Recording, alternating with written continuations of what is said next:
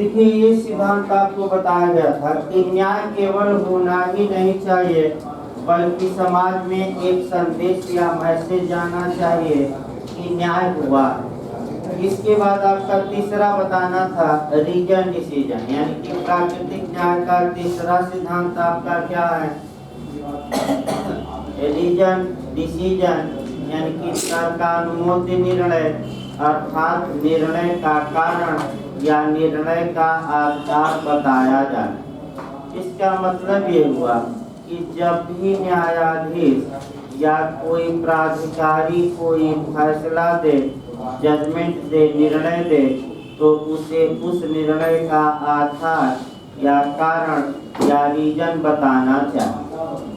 तमाम विद्वान ये कहते हैं कि जब निर्णय का कारण बताया जाता है तो निर्णय में स्पष्टता आती है, अर्थात निर्णय क्लियर रहता है, अर्थात इसलिए हर हाल में क्यों यह फैसला दिया गया उसका क्या बताया जाना चाहिए कारण। यानी कि इसका मतलब ये हुआ कि फैसले के कारणों को बताए आपका न्यायाधीश।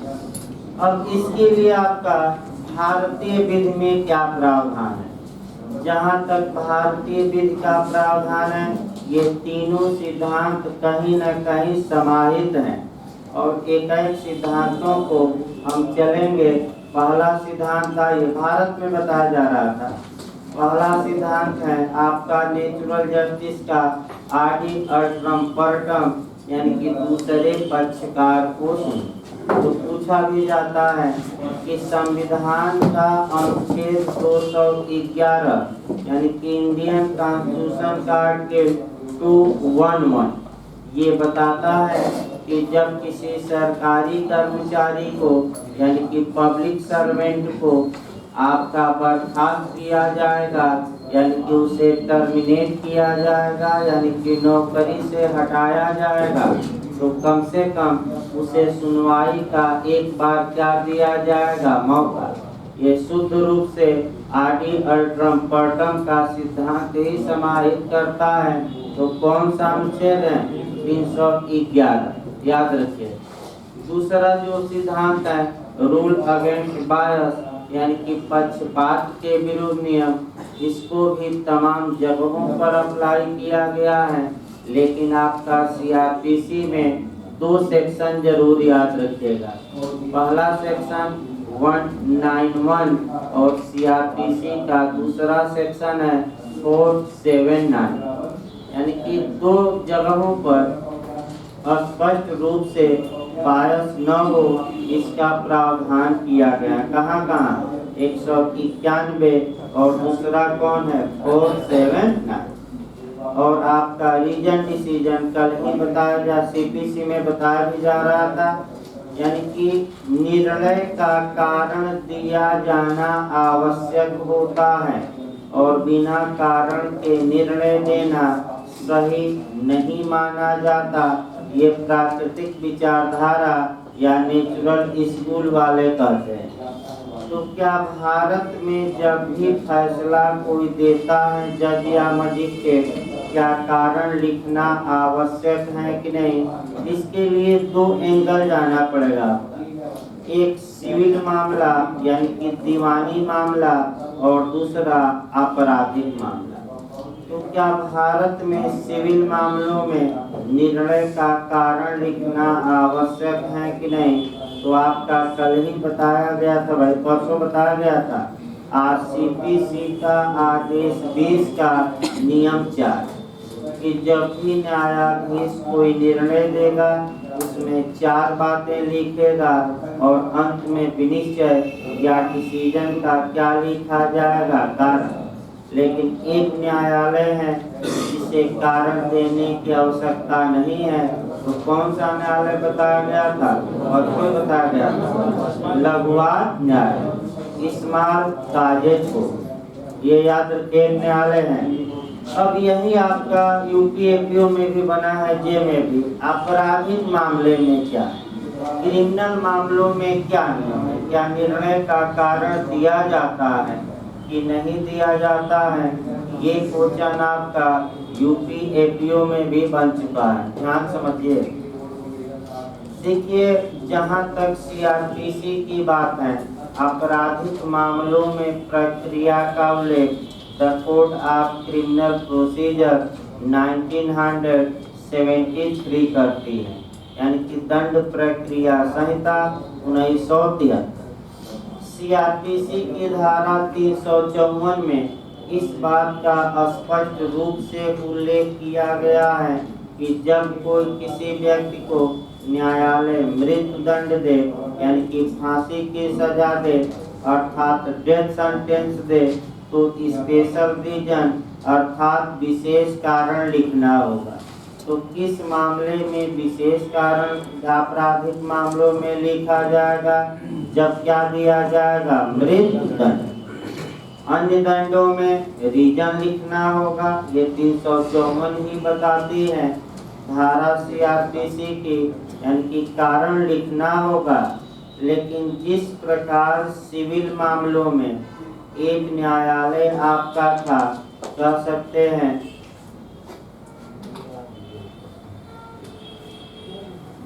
जिस प्रकार सिविल मामलों में आपका एक न्यायालय था, लोकवाद न्यायालय, जो निर्णय का कारण देने के लिए बाध्य नहीं था, उसी प्रकार आपराधिक मामलों में भी आपका एक दो कंडीशन में निर्णय का कारण लिखने की आवश्यकता नहीं है।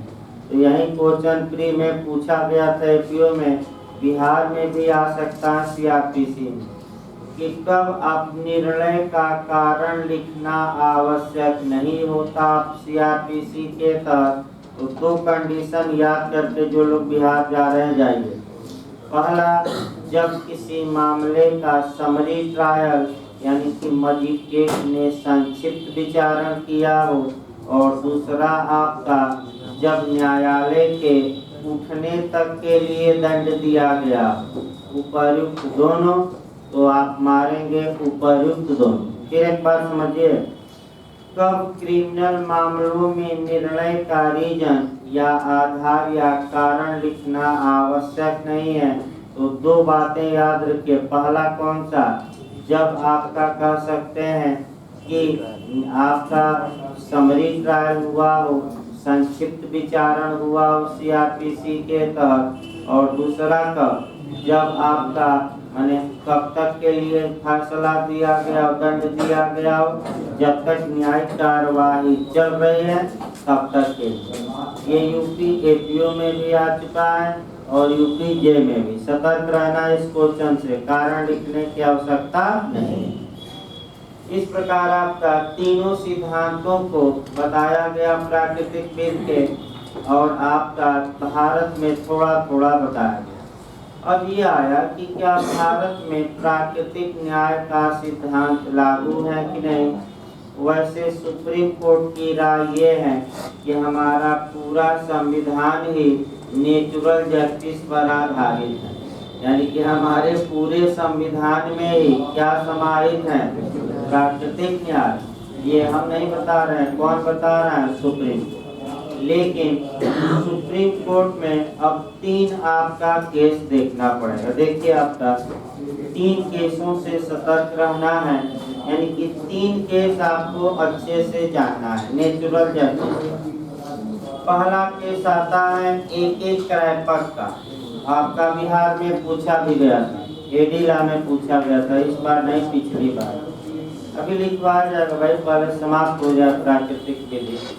एक क्रैपर के वाद में उच्चतम न्यायालय ने ये बता दिया कि जो ये प्राकृतिक न्याय के सिद्धांत हैं, ये जुडिशियल प्रोसीडिंग, यानी कि न्यायिक कार्यवाही, क्वासी जुडिशियल प्रोसीडिंग, यानी कि अर्ध न्यायिक कार्यवाही, तथा तीसरा प्रशासनिक, यानी कि एडमिनिस्ट्रेशन वाली कार्यवाही, यानी कि सब में लागू हो।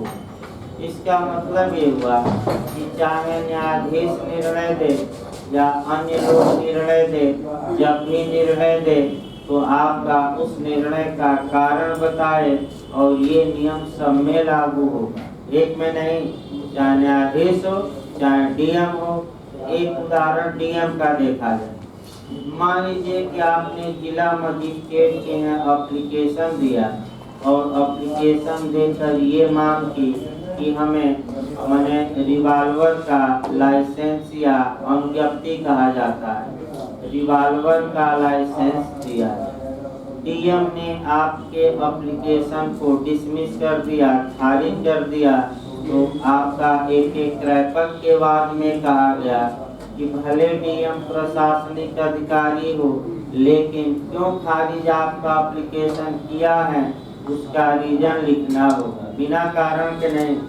अब डीएम बिना क्यों नहीं लाइसेंस देंगे भाई, इसका क्या लिखिए आप कारण, और जब कारण लिख देंगे उसके बाद लोग हाई कोर्ट जाते हैं कि डीएम ने जो कारण बताया है वही कारण गलत है, तो अतः डीएम को निर्देशित किया जाए।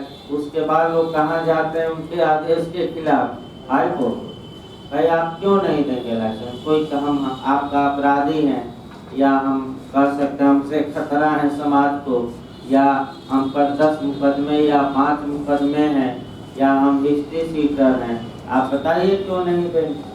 इसका मतलब कि जब भी कोई प्राधिकारी निर्णय दे तो क्या लिखेगा, ये आपका एक रिकॉर्ड। फिर आपका DK यादव का केस आया, फिर आपका जो सबसे महत्वपूर्ण केस है वह केस है आपका मेनका गांधी का। मेनका गांधी के बाद में आपका प्राकृतिक न्याय के सिद्धांतों को सर्वोपरि किया गया और कहा गया कि नेचुरल जस्टिस के नियमों का पालन किया जाएगा और बिना सुने किसी व्यक्ति को आपका कह सकते हैं कि अधिकार नहीं छीने जाएंगे। तो मेनका का हल्का ही देखना है, मेनका गांधी का भी एक लाइन बात रखना है नेचुरल जस्टिस पर।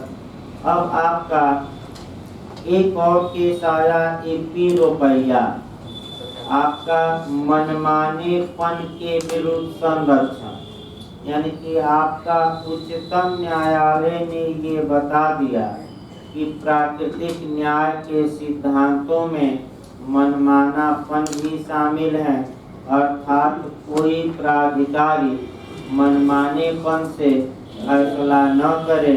इसका मतलब ये हुआ कि मनमानापन और समता एक दूसरे के शत्रु हैं, और जहाँ किसी प्राधिकारी का कार्य मनमाना होगा वहाँ वह समता का क्या करेगा, उल्लंघन।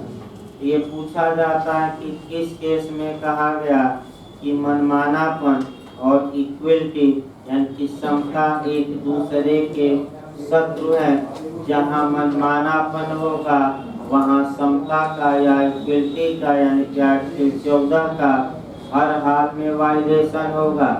किस केस में कहा गया, AP रोया, पूछा भी जाता है। अब मनमानापन क्या है, अब ये एक उदाहरण देखिए, सटीक उदाहरण देखिए आपका। इसका उदाहरण हम उत्तर प्रदेश लोक सेवा आयोग पर लेकर चलते हैं। इसका उत्तम उदाहरण आपका अनिल यादव जी को, आपका अखिलेश जी जब थे मुख्यमंत्री तो इन्होंने अनिल यादव जी को उत्तर प्रदेश लोक सेवा आयोग का अध्यक्ष नियुक्त किया।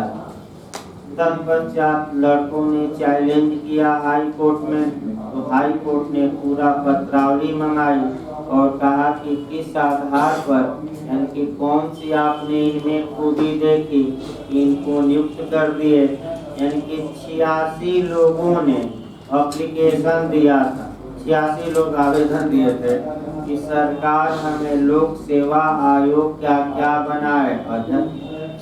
तो 86 लोगों में से इनको आपने क्यों चुना, यानी कि 85 लोगों को अलग किया और एक को सेलेक्ट कर लिया। तो इनमें क्या खूबी थी, 85 लोगों के अलावा कौन सी अच्छी बात थी कि आपने चुन लिया। तो मनमानापन का मतलब ये हुआ कि 86 लोग एप्लीकेशन दिए हैं और बिना किसी आधार के किसी एक को क्या करिए उसमें से चुन लीजिए और उसे किसी पद पर बैठा दीजिए। ये शुद्ध रूप से मनमानापन है और आपका मनमानापन है और ये मनमानापन आपका प्राकृतिक न्याय के उल्लंघन में है और मनमाना जहाँ किसी का कार्य होगा आर्टिकल 14 यानी कि समता का क्या माना जाएगा? उल्लंघन, वायलेशन। और सुप्रीम कोर्ट और हाई कोर्ट ऐसे कार्यों को रद्द कर देगा। तो अंत में अनिल यादव के आपके नियुक्ति को इलाहाबाद हाई कोर्ट ने अवैध घोषित कर दिया, यानी कि लास्ट में अवैध घोषित किया और यही कहा कि इसकी नियुक्ति क्या थी? मनमानी। हेलो, बताइए। हाँ 11 बजे आइए, 11 बजे आइए, 11 बजे।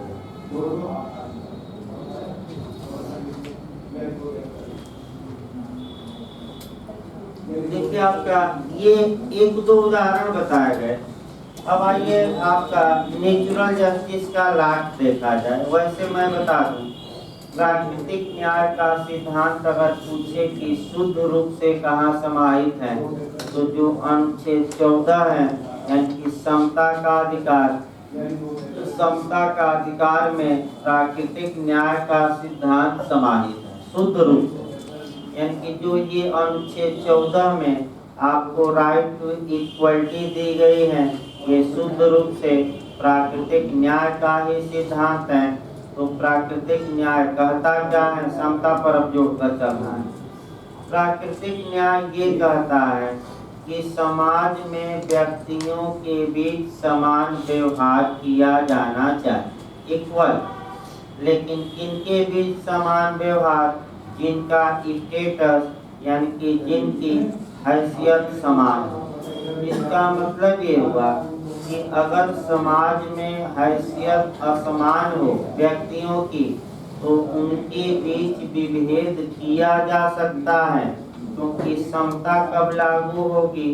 समान हैसियत वालों के बीच, न कि असमान हैसियत। ये याद रखिए, समता कब लागू होगी?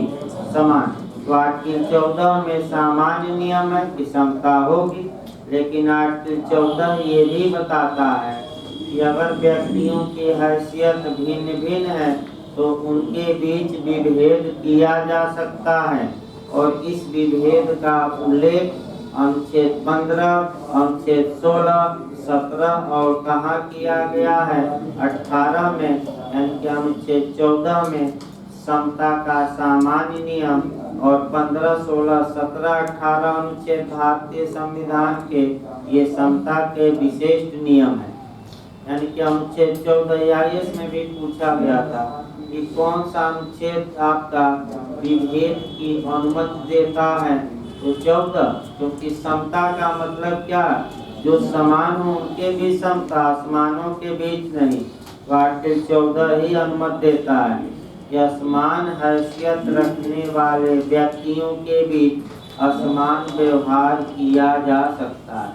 और असमान व्यवहार स्पेशल रूप से अनुच्छेद 15 देख सकते हैं, 16 देख सकते हैं, 17 और 18। इस प्रकार भारत में प्राकृतिक सिद्धांत को कहाँ कहाँ समाहित किया गया है ये बताया गया। लिखिए भाई, इसको आपका लिखवाना इतना नहीं है, आपका देखिए कहाँ तक लिखवाया गया था। स्टेमलर हो गया था कि नहीं आपको?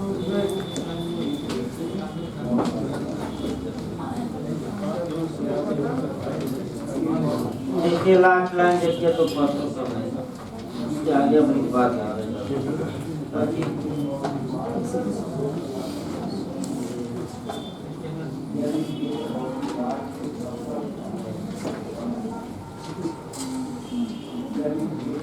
और नए लोग यहाँ से लिखे। आपका जो नए लोग हैं यहाँ से शुरू कर दे लिखना। लिखिए भाई, स्टेमलर, इनका कोटेशन देखिए। इन्होंने आपका ये इसमें लिखवाया गया था कि नहीं कुछ स्टेमलर का? लिखिए फिर आपका स्टेमलर का पहले कार्यकाल लिख लीजिए, 1856 से 1938। 1856 से 1938, यानी कि 1856 ईस्वी से 1938 ईस्वी तक इनका कार्यकाल था। माने कार्यकाल का मतलब ये रहे, यानी कि जन्म इस साल में हुआ और मृत्यु 1938। लिखिए स्टेमलर ने यह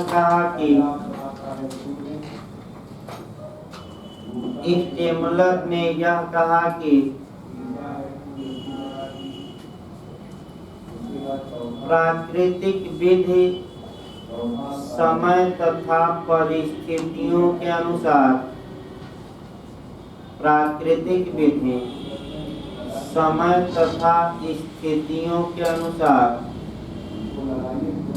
परिवर्तित होती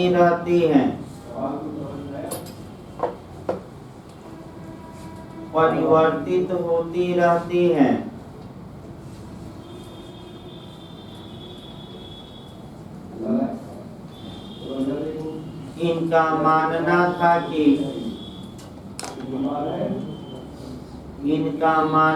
था कि विधि अनुल्लंघनीय, जिसका वायलेशन न किया जा सके। विधि अनुल्लंघनीय मतलब कि जिसका वायलेशन न किया जा सके, उल्लंघन न किया जा सके। विधि अनुल्लंघनीय और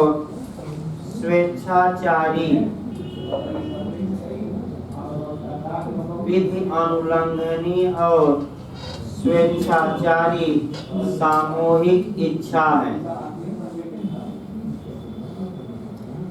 विधि अनुल्लंघनीय और सामूहिक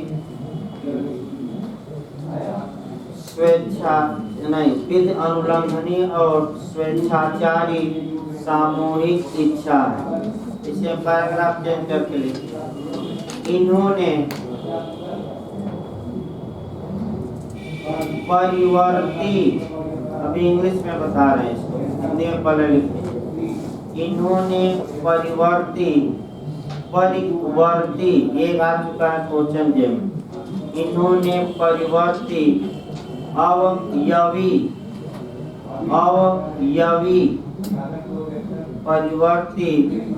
अवयवी प्राकृतिक विधि का सिद्धांत दिया।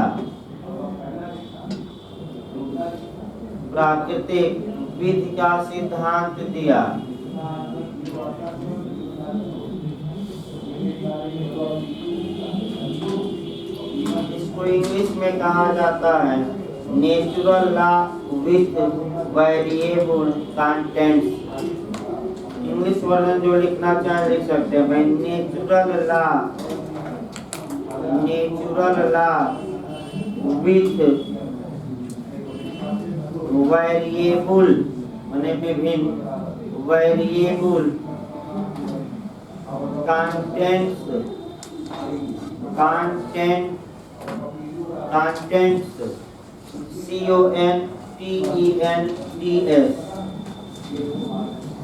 इसके पैराग्राफ चेंज करके इन्होंने 4 मूल सिद्धांत दिया। पैराग्राफ चेंज कर दीजिए। इन्होंने 4 मूल सिद्धांत दिया। 2 सम्मान का तथा 2 भागीदारी का। ये पूछा नहीं गया था।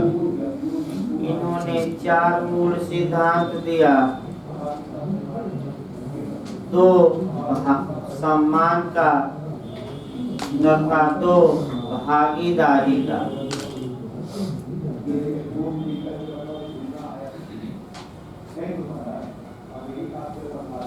अगला विद्वान लिखते हैं, लास्ट विद्वान आपका डेल वाइचियो।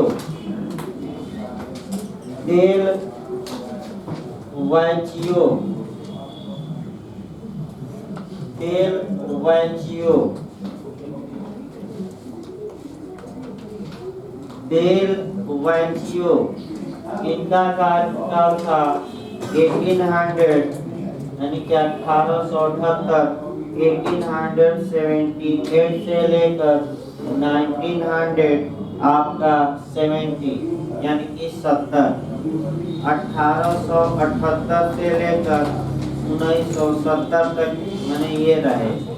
देखिए ये इटली के विद्वान थे, ये इटली के विद्वान थे।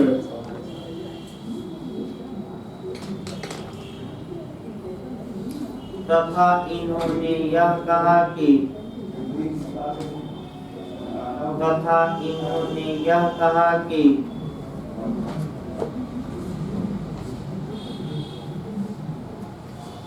ये कोटेशन याद रखिएगा, प्राकृतिक विधि वह कसौटी है।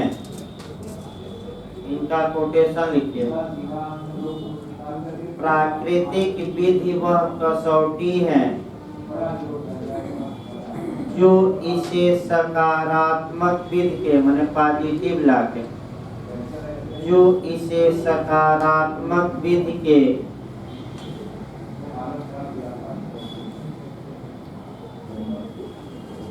मूल्यांकन वैल्यूएशन कहा जाता है, मूल्यांकन और इसमें अंतर्निहित मतलब वेटेड समाहित और इसमें अंतर्निहित न्याय की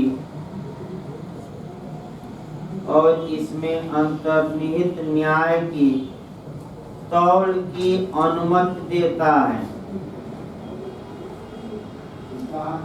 तौल माने जो तौला जाता है, तौल की अनुमति देता है। पैराग्राफ चेंज करके लिखिए भाई, प्राकृतिक विचारधारा की आलोचना, तब योगदान लिखवाया जाएगा। हेडिंग डालिए तो आप, प्राकृतिक विचारधारा की आलोचना।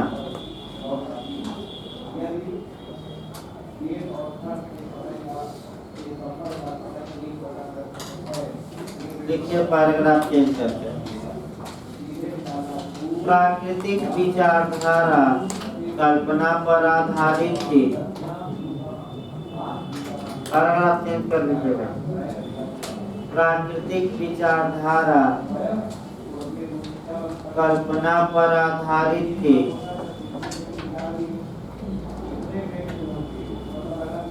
तथा ईश्वर द्वारा बनाई गई विधि को मान्यता देती थी,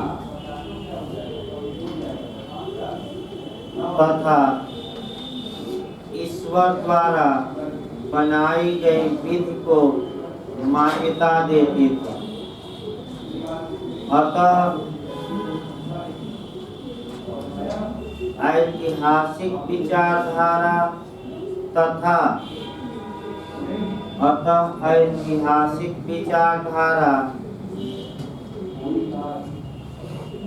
तथा विश्लेषणात्मक विचारधारा के विद्वानों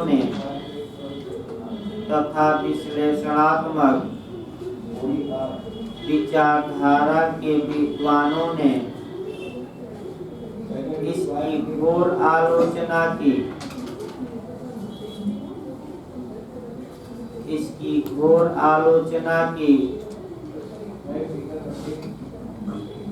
तथा यह कहा कि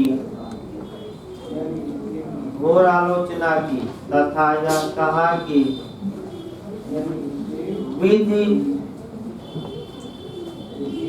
कल्पना पर आधारित नहीं होनी चाहिए।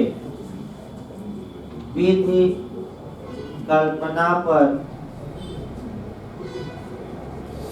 आधारित नहीं होनी चाहिए, बल्कि वास्तविकता पर आधारित होनी चाहिए, जो एक्चुअल समाज में है, बल्कि वास्तविकता पर आधारित होनी चाहिए।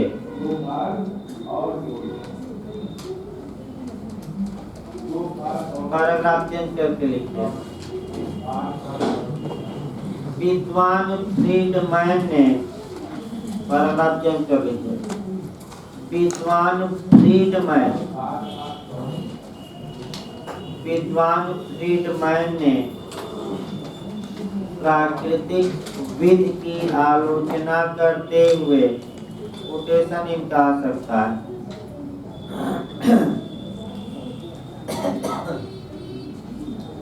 विद्वान फ्रीडमैन ने प्राकृतिक विधि की आलोचना करते हुए यह कहा है कि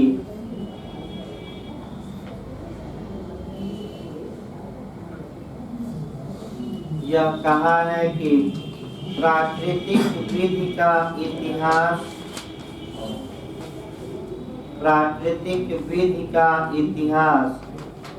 मनुष्य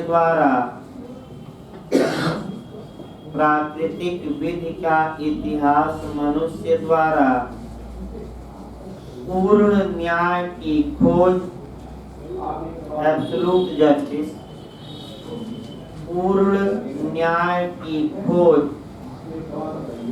और उसकी विफलता की कहानी मात्र है। पूर्ण न्याय की खोज और उसकी विफलता की कहानी मात्र है। यानी कि एब्सोल्यूट जस्टिस आपका खोज रहा था मानव कल्पना द्वारा, लेकिन इसमें क्या हो गया, सफल हुआ कि विफल हुआ।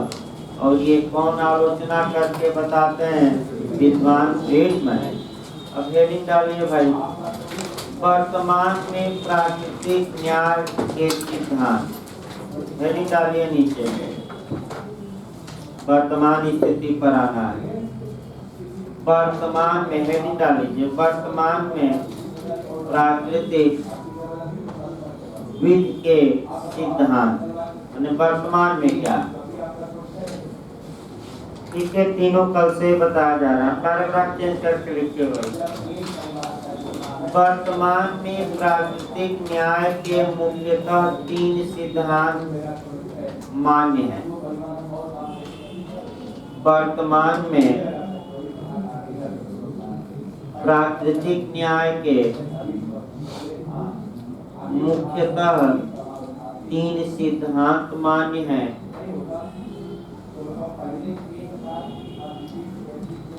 पहला लिखिए आदि अल्ट्रम परटम, यानी कि दूसरे पक्षकार को सुनो। पहला आपका है आदि अल्ट्रम परटम, यानी कि दूसरे पक्षकार को सुनो।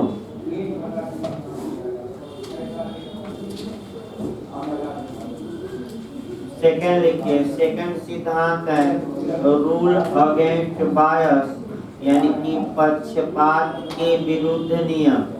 पहला हो गया आदि अल्ट्रम परटम। दूसरा लिखिए रूल अगेंस्ट बायस, इसको हिंदी में कहते हैं पक्षपात के विरुद्ध नियम, या इसको पक्षपात को कहते हैं अभिनत के विरुद्ध नियम। अभिनत के विरुद्ध नियम, ये दूसरा सिद्धांत है। तीसरा लिखिए रीजन डिसीजन। रीजन डिसीजन का मतलब हुआ तर्कानुमोद्य निर्णय। तीसरा सिद्धांत है रीजन डिसीजन, अर्थात तर्कानुमोद्य निर्णय। इसका मतलब दूसरी भाषा में निर्णय का कारण देना। इसको लिख लीजिए, निर्णय का क्या देना, कारण। मैं 2-3 शब्द एक ही लिखवा दे रहा हूँ। रीजन डिसीजन कहिए, या निर्णय का कारण कहिए, या आपका तर्कानुमोद्य निर्णय, यानी कि निर्णय के पीछे तर्क दीजिए, रीजन दीजिए कि आपने क्यों निर्णय दिया। इसको लिखे पैराग्राफ चेंज करके आपका एक लाइन तीनों लिखवा दिया। जब भाई समझाया ज्यादा जाता है, लिखवाया कम जाता है, मैं बता दूं। लिखिए पहला सिद्धांत, जब भी कोई प्राधिकारी, ये पहले सिद्धांत में चल रहा है आदि अल्ट्रम परटम, जब भी कोई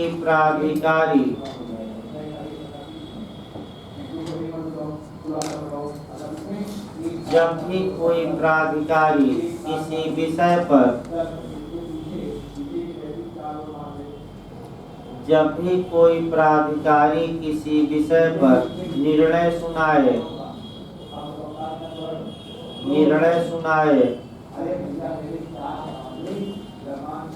तब कम से कम दूसरे पक्षकार की बातों को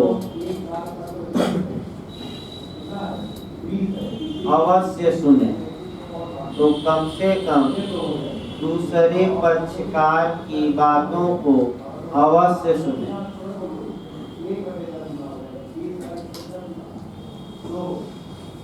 लिखिए आपका भारतीय संविधान के अनुच्छेद, भारत में भी ऐड करते रहे सिद्धांतों को। पहला सिद्धांत चल रहा है अल्टम पॉर्टम। भारतीय संविधान के अनुच्छेद 311 में यानी कि अनुच्छेद 311 में इस सिद्धांत को समाहित किया गया है। अनुच्छेद किसमें? 311 यानी कि अनुच्छेद 311 में इस सिद्धांत को समाहित किया गया है।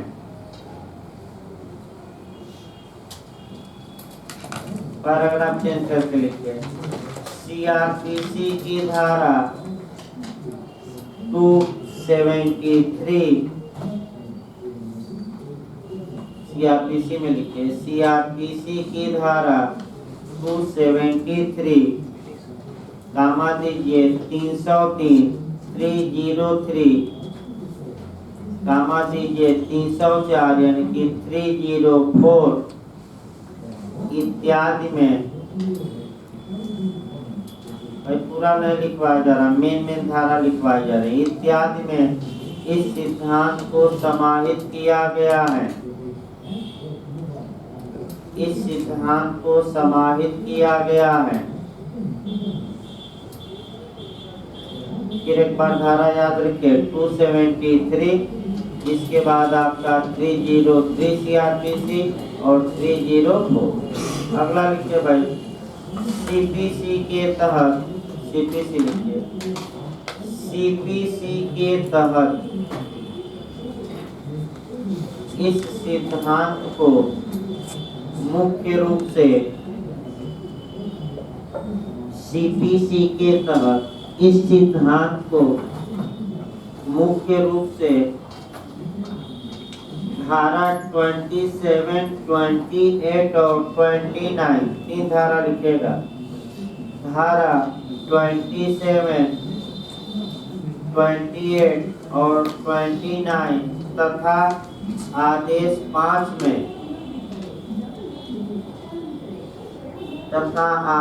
5 में समाहित किया गया है। आदेश 5 में समाहित किया गया है। दूसरा सिद्धांत देखिए आपका, दूसरा है रूल अगेंस्ट बायस यानी कि पक्षपात या अभिनव के विरुद्ध नियम। रूल अगेंस्ट बायस या पक्षपात के विरुद्ध नियम। लिखिए पैराग्राफ चेंज करके भाई। अगर किसी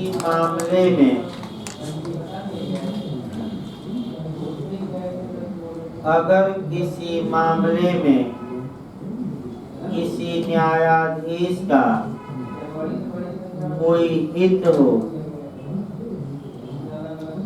अगर किसी मामले में न्यायाधीश का कोई हित हो,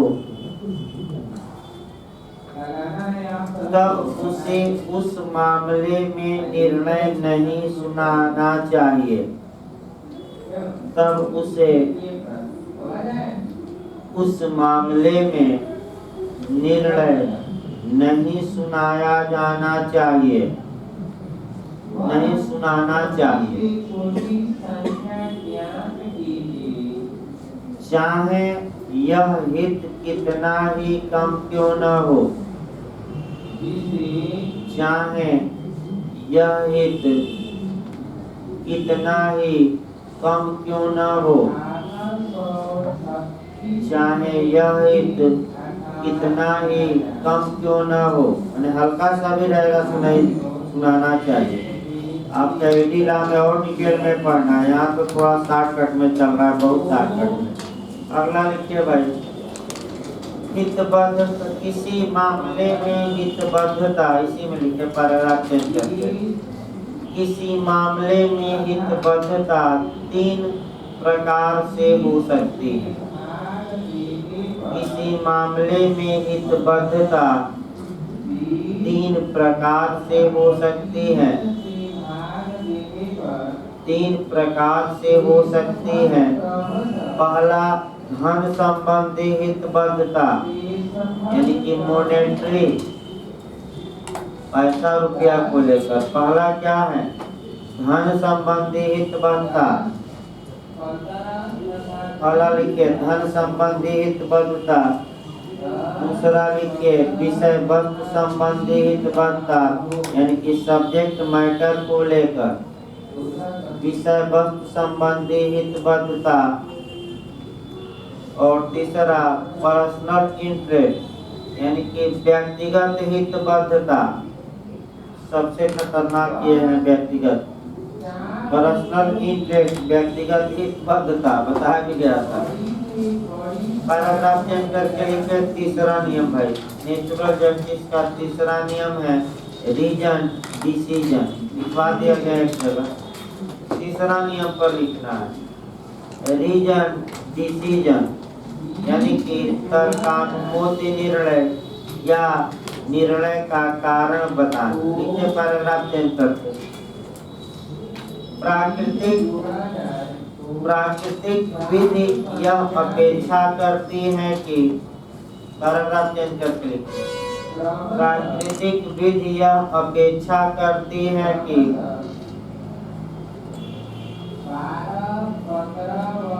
जब भी कोई अथॉरिटी, यानी कि प्राधिकारी, जब भी कोई प्राधिकारी किसी मामले में निर्णय दे, जब भी कोई प्राधिकारी किसी मामले में निर्णय दे, तो उस निर्णय का आधार या कारण लिखे। तो उस निर्णय का आधार या कारण लिखे।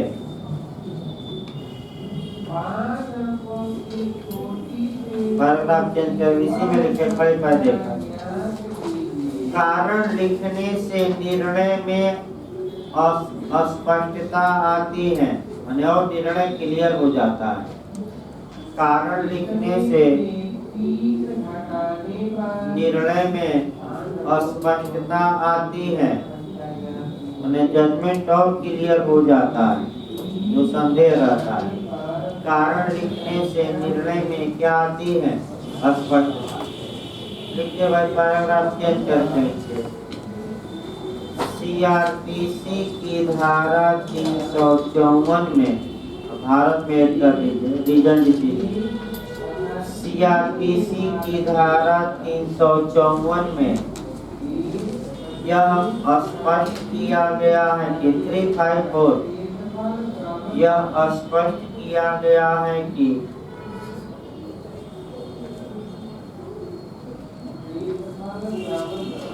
जब मृत्यु दंड दिया जाएगा तो विशेष कारण,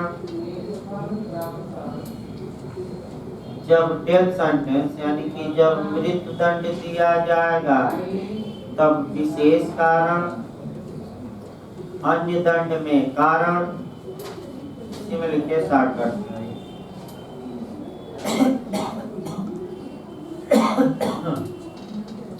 अन्य दंड में कारण लिखना आवश्यक होगा,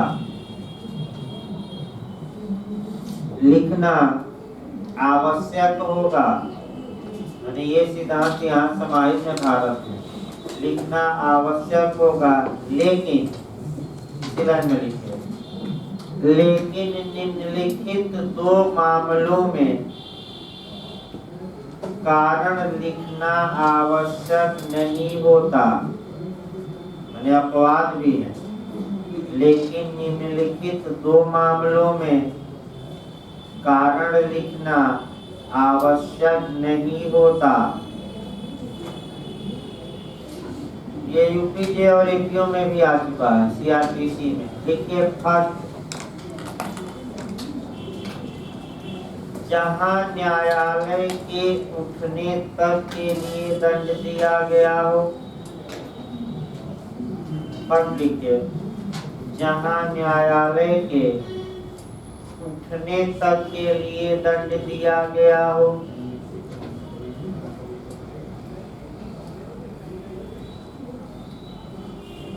और सेकंड लिखिए, जिन मामलों का संक्षिप्त विचारण किया गया हो। सेकंड कौन है? जिन मामलों का क्या किया गया है?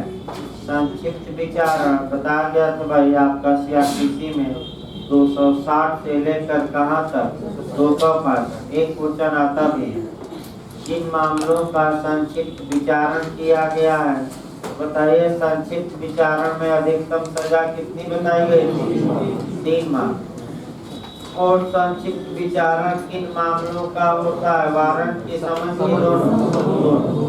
प्रक्रिया कौन सी सामान्यतः अपनाई जाती है? समझ। और कौन सामान्यतः कर सकता है? सीजीएम या एमए, यानी कि मुख्य न्यायिक मजिस्ट्रेट या महानगर रटवा गया।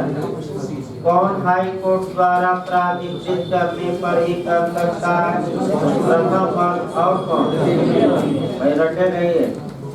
अगला लिखिए भाई आपका, ये दो हो गए सीपीसी में। अब लिखिए इसको एक लाइन लिखिए, सीपीसी के आदेश 20 के नियम 4 के तहत। सीपीसी में ऐड करिए इसको। सीपीसी के आदेश 20 के नियम 4 के तहत यह प्रावधान किया गया है कि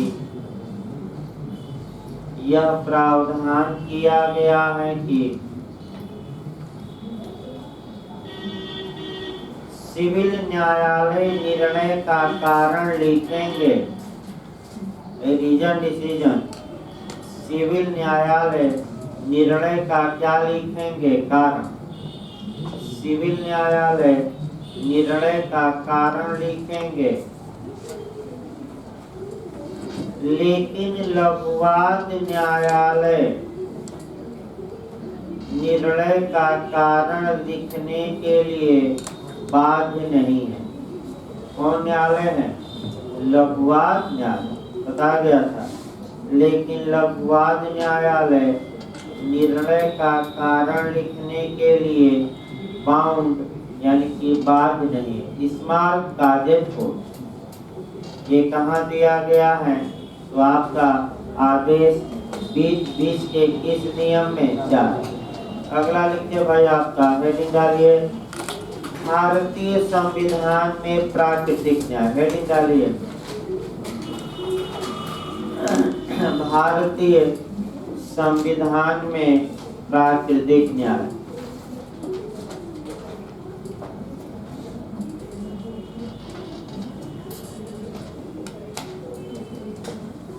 लिखिए, सामान्यतः पूरा संविधान ही।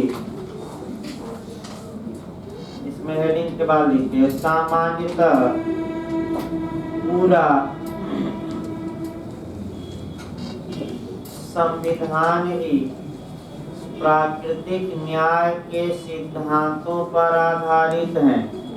ये विद्वान कहते हैं भाई। सामान्यतः पूरा संविधान ही प्राकृतिक न्याय के सिद्धांतों पर आधारित है।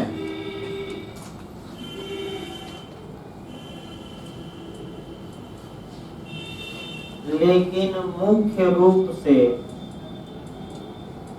यह सिद्धांत, मुख्य रूप से मैं लिखवा रहा हूँ, मुख्य रूप से यह सिद्धांत अनुच्छेद 14 में समता के अधिकार में समाहित है।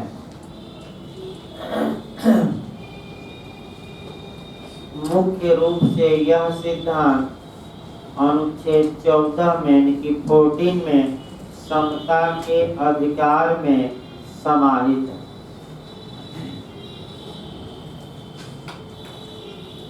केस लिखिए भाई, एक क्रयपत्र वर्सेस भारत संघ। एक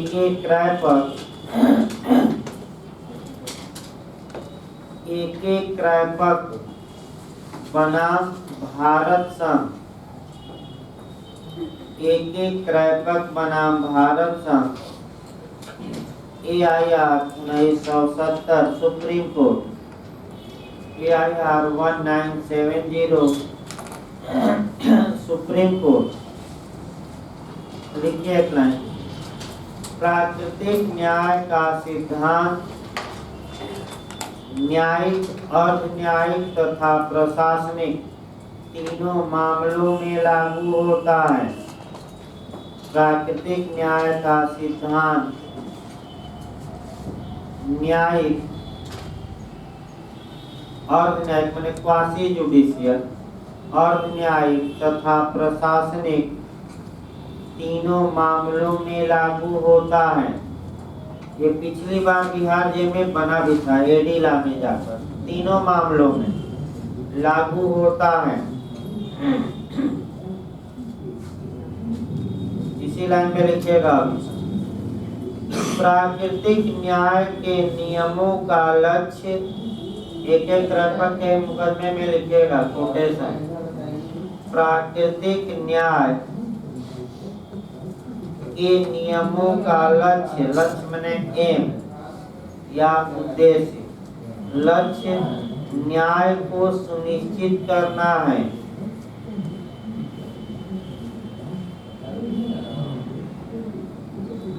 न्याय को सुनिश्चित करना है। फिर एक बार देखिए, प्राकृतिक न्याय के नियमों का लक्ष्य न्याय को सुनिश्चित करना है। इसके बाद दूसरा केस लिखिए, मेनका गांधी बनाम भारत संघ। मेनका गांधी बनाम भारत संघ।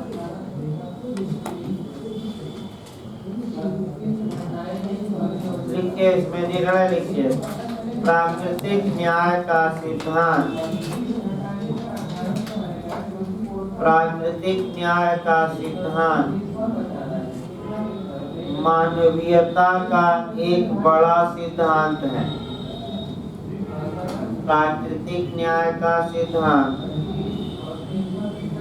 मानवीयता का एक बड़ा सिद्धांत है, जो विधि में रिजुता माने निष्पक्षता होता है, फेयर। रिजुता मतलब निष्पक्षता, रिजुता कहा जाता है, फेयर कहा जाता है। जो विधि में रिजुता लाने और न्याय प्रदान करने के लिए आश्रित हैं। जो विधि में रिजुता, रिज माने फेयर होता है भाई, स्वच्छता या निष्पक्षता भी कह सकते हैं। जो विधि में रिजुता लाने और न्याय प्रदान करने के लिए आश्रित है। मैंने इसका इंटेंशन ये है कि जस्टिस प्रदान किया जाए और आपका लॉ में आपका फेयर हो, यानी कि निष्पक्षता लाई है। इस प्रकार आपका जो पहला स्कूल था अब जाके समाप्त है। तो भाई देखिए, आपका शेड्यूल थोड़ा बता दिया जाए। आपका ये मैंने 2 दिन तक आपका बृहस्पतिवार है ना, तो जो 2 दिन क्लास रहेगी आपका ये कल और परसों, उसमें आपका पहले पीरियड में जुरिस्प्रूडेंस चलेगा और 10 बजे से आपका जो बिहार एपीओ का है 2 दिन चलेगा, ताकि बिहार एपीओ वालों का अपना भाई 2-3 दिन में निपट जाए। वो भी देखना पड़ेगा तो आपका अभी जूरिस्प्रूडेंसी चलेगा अगला आपका बैच। सीपीसी आपका 27 तारीख से चलेगा, क्योंकि 26 को चांस ही नहीं भाई, बंद ही रखना पड़ेगा। और आपका 24 को रविवार है और 25 को सोमवार। तो अब चलाया जाए सीपीसी को, लगातार क्या किया जाए, उसको ब्रेक न दिया जाए। तो 27 से शेड्यूल आपका सही होगा, मैं बता रहा हूँ। इधर का शेड्यूल जान लीजिए आपका 25 तक पहला जूरिस्प्रूडेंस चलेगा, उसके बाद 10 बजे से आपका 2-3 दिन कर सकते हैं कि सीआरपीसी चले, ताकि लगभग 299 हुआ है। तो जो लोग बिहार जा रहे हैं आपका उनका होगा। तो 27 तारीख से शेड्यूल चेंज होगा और स्पेशल तौर पे यूपीजे लेकर चला जाए आपका। उसमें आपका बता दिया जाए जूरिस्प्रूडेंस, सीपीसी और यूपीजे में जो लोकल है एक लोकल उठाया जाए, ताकि हम भी खाली रहेंगे तो आपका 4 घंटा क्या किया जाए। कि कितने लोग भाई इंग्लिश पढ़ना चाहते हैं सुबह या दोपहर में, उस हिसाब से मैंने अगर 8-10 लोग हों तो एक नए टीचर हैं डेमो दिए थे, 7 के बाद लगाया जाए, 7 फरवरी के बाद ही लगाया जाए कि 8, 9, 10 वही 11 से लग सकता है। अब भाई आप लोग मैंने सुबह पढ़ना चाहते हैं अगर इंग्लिश, तो भाई वो भी 7:30 से लग सकता है 8:30। नहीं तो आप पढ़ लीजिए आपका मैंने ये 12 से 1 पढ़ सकते हैं, क्योंकि भविष्य में ये बैच हमारा 12 बजे तक ही पढ़ जाए। वह या तो आप 12 से 1 पढ़ लीजिए या सुबह, जो लोग कितने लोग पढ़ना चाहते हैं इच्छुक को तब लगाया जाए, तो अभी रोक दिया जाए। अगर मैंने बिहार के बाद, ठीक है भाई, बिहार के बाद लगा जाए, तो बिहार के बाद आपका 7 को है बिहार, तो 8, 9, 10, 11 से लगाया, ताकि लोग इधर उधर जो घूमे रहेंगे ये लोग सुबह तो मौसम अब सही हो जाएगा, आज से तो सही होगा। सुबह 7:30 से 8:30 तक इंग्लिश लगा दिया जाए और 8:30 से आपका 12, 12:30 तक ला पढ़ी। उसके बाद जिसको जीएस पढ़ना होगा जीएस पढ़ेगा 12:30 से या 12 से, वो सही रहेगा। पहले इंग्लिश क्या रहेगा निपटा रहेगा, तो रात में अगर एक्स्ट्रा पढ़ाना पड़ेगा तो आपका इंग्लिश का भी जूरिस्प्रूडेंसी चलेगा भाई 15 मिनट बाद। ये कल से शेड्यूल जो मैं बता रहा हूँ चलेगा आपका 10 बजे तक जूरिस्प्रूडेंस, उसके बाद सीआरपीसी 11 बजे से चलेगी, क्योंकि सूचना नहीं पहले से, ताकि जो लोग बिहार, हाँ भाई जो लोग बिहार जा रहे हैं वीडियो भी देखते रहे, एक पर वीडियो है इसको खत्म किया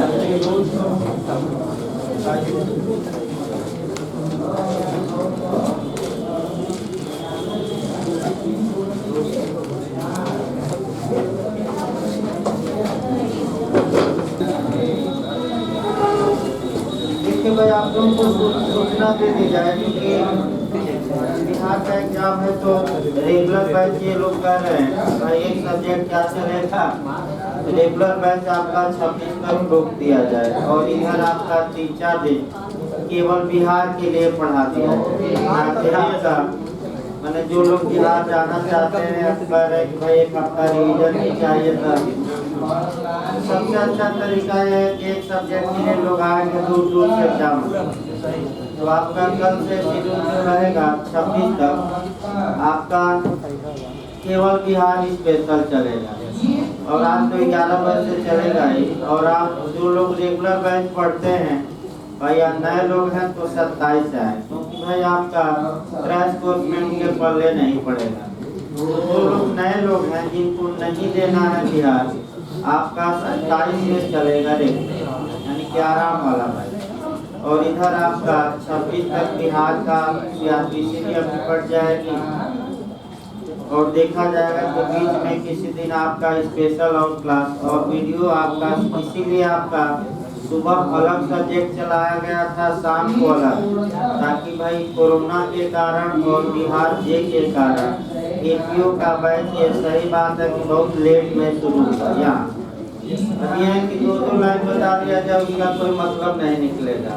तो इससे अच्छा ये है कि आप कुछ पढ़िए और कुछ भाई वीडियो उपलब्ध है ऐप पर, आप बिहार में जाना चाहते हैं वीडियो देख लें। और शाम वाला क्लास का भी वीडियो भेजा जा रहा है, जिसमें कि काफ़ी तेज चल रहा है, शाम वाले क्लास का भी वीडियो CRPC एविडेंस जो चल रहा है वो भेजा जा रहा है, इसमें शक नहीं है। आप तेज पढ़ना चाहते हैं तो उस वीडियो को भी देख कर पढ़ सकते हैं। तो आपका रेगुलर बैच बता दिया जब भाई 27 से चलेगा। रेगुलर बैच आपका कल से बंद रहेगा और कल से 8:30 बजे से आपका बिहार स्पेशल के लिए 2-3 दिन चलेगा, ताकि जो माने छूटे हैं प्रावधान, जो लोग बिहार जा रहे हैं उनका समाप्त हो और बचेगा तो 1-2 दिन एक्स्ट्रा क्लास देख लिया जाएगा, ताकि भाई लोग घर पर भी आपका साल पेपर करें, एक बार डायरेक्ट रिवीजन करें, 8-10 दिन वो भी मिलना चाहिए।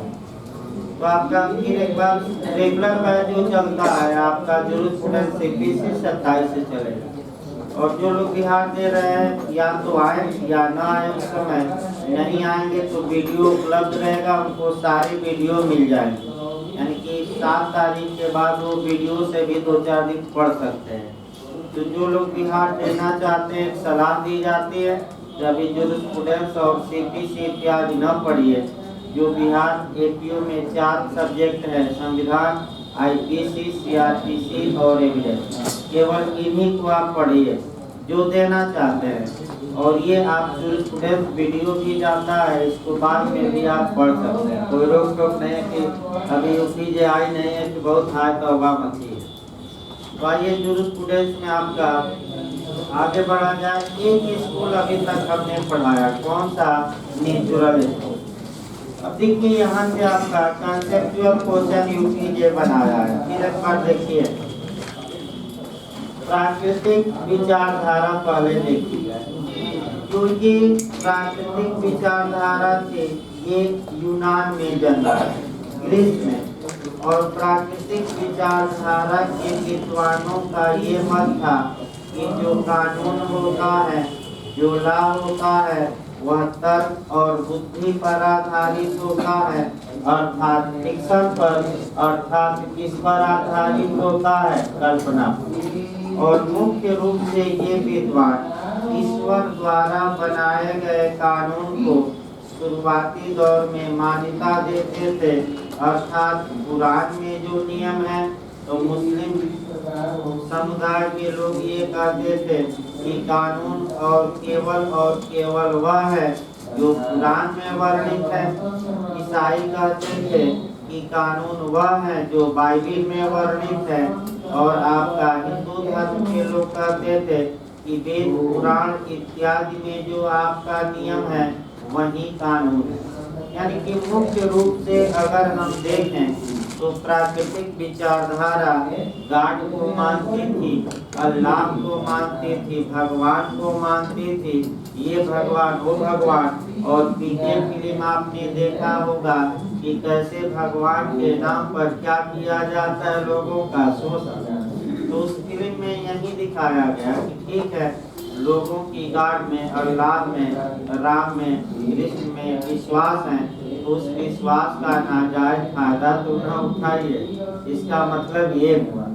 तो ठीक है, अब ये कल्पना आपका जो सामाजिक विकास हुआ 18वीं और 19वीं शताब्दी में, समाज में क्रांतियां हुई, तमाम नए नए आविष्कार हुए और मानव की सोच भी आपका विकसित हुई। तो जब मानव की सोच विकसित हुई, सामाजिक समस्याएं बढ़ने लगी, तो इस कल्पना का विरोध होने लगा, अर्थात प्राकृतिक विचारधारा का विरोध होने लगा, अर्थात ईश्वर द्वारा बनाए गए कानून का समाज में क्या उत्पन्न हुआ? विरोध। यानी कि इसका तो प्राकृतिक विचारधारा के प्रतिक्रिया स्वरूप या विरोध स्वरूप या इसके कह सकते हैं अगेंस्ट में विश्व में आपका 2 प्रकार के विद्वान उत्पन्न हुए। तो 2 प्रकार के विद्वान कौन कौन थे? तो जो पहला विद्वान उत्पन्न हुए वह जर्मनी में हुए, और दूसरे जो विद्वान उत्पन्न हुए वह इंग्लैंड में।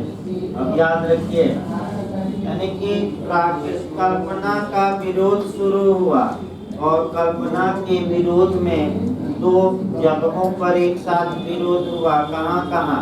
जर्मनी और दूसरा कहाँ? इंग्लैंड। जर्मनी में विरोध करने वाले जो मुख्य विद्वान थे वह सैविनी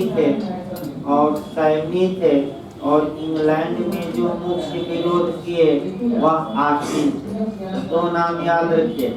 प्राकृतिक विचारधारा का विरोध कहाँ कहाँ हुआ? एक साथ पैरल, एक जर्मनी में और दूसरा कहाँ? इंग्लैंड। जर्मनी में विरोध करने वाले कौन थे? तो रट्टा मारना है, कौन थे?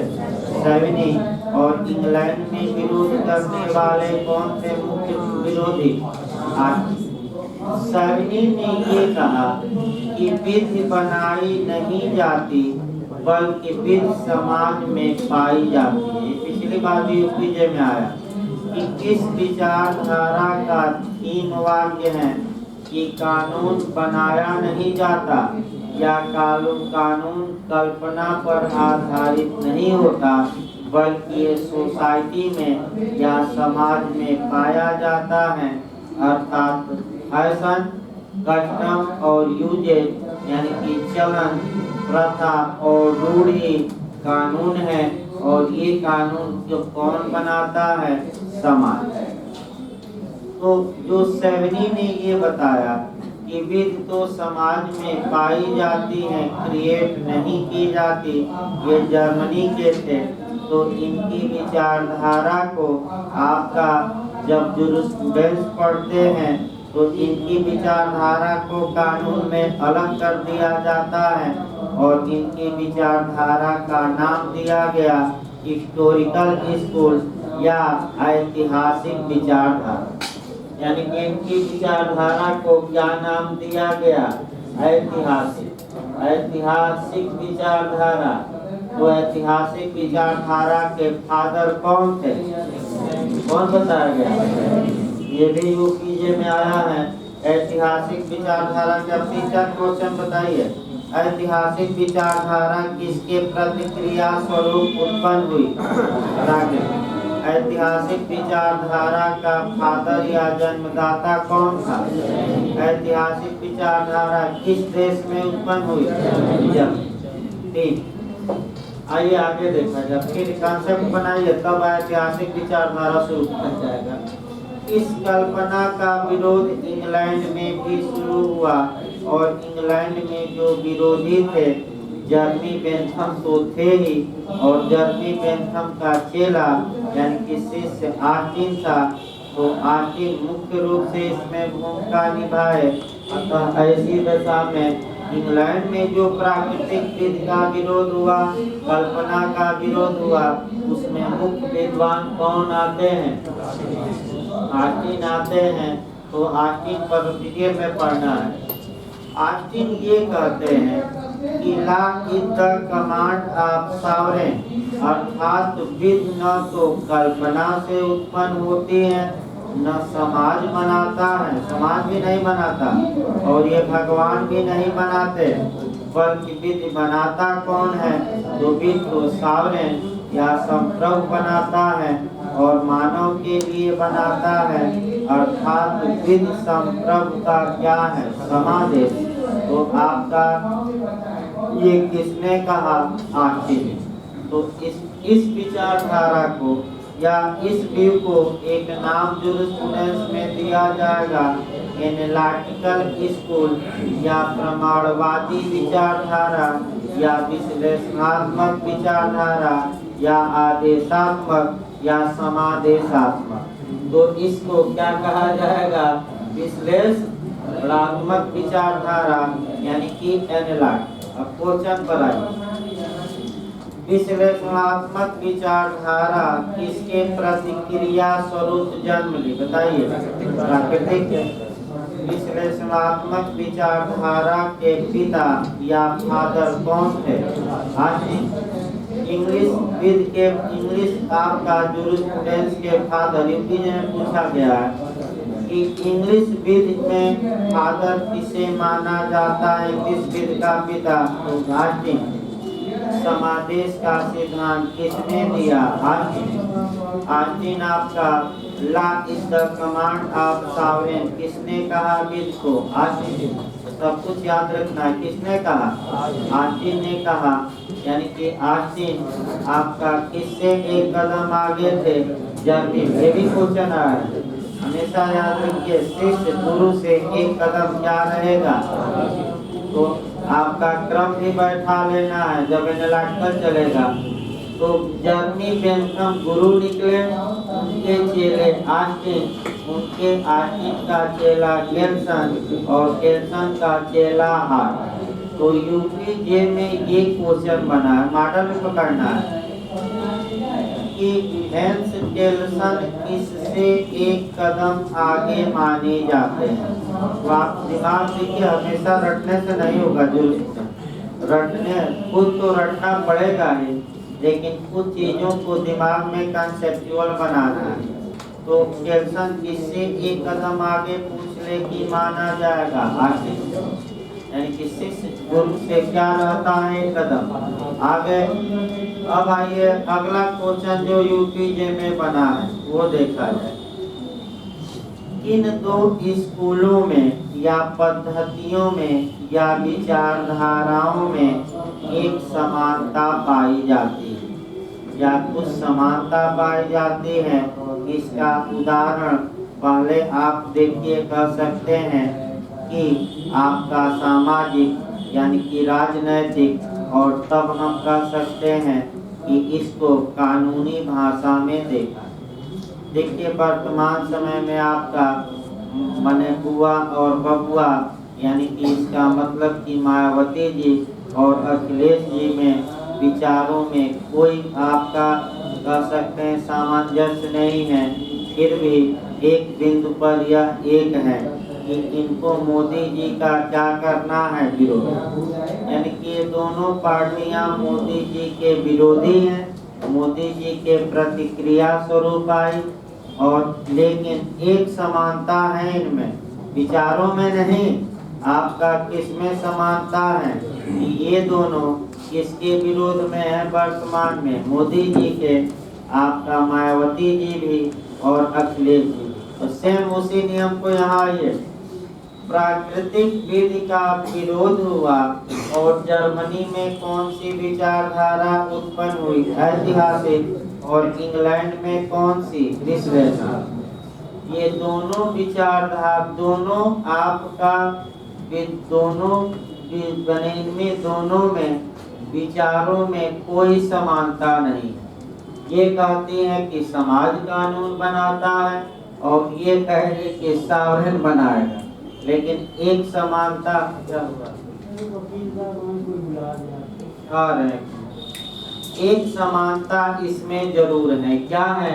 ये दोनों विचारधाराएं इसकी प्रतिक्रिया स्वरूप उत्पन्न हुई, प्राकृतिक। तो क्वेश्चन देखिए यूपीजे का भाई क्या बना है कि किन दो विचारधाराओं में एक समानता पाई जाती है? दे दिया प्राकृतिक ऐतिहासिक, दे दिया ऐतिहासिक समाजशास्त्री, ऐतिहासिक यथार्थवादी, और अंतिम आपका दे दिया ऐतिहासिक और विश्लेषणात्मक। तो किसमें पाई जाती है? ऐतिहासिक। और क्या समानता है? विचारों में नहीं, क्या समानता है? दोनों किसके विरोध में आए? प्राकृतिक। यही तो क्वेश्चन कंसेप्चुअल पकड़ना है। एक मिनट रुक जाइए, हम देखते हैं कौन है। लखनऊ से एक लोग आ गए हैं, 2 मिनट रुकिए भैया।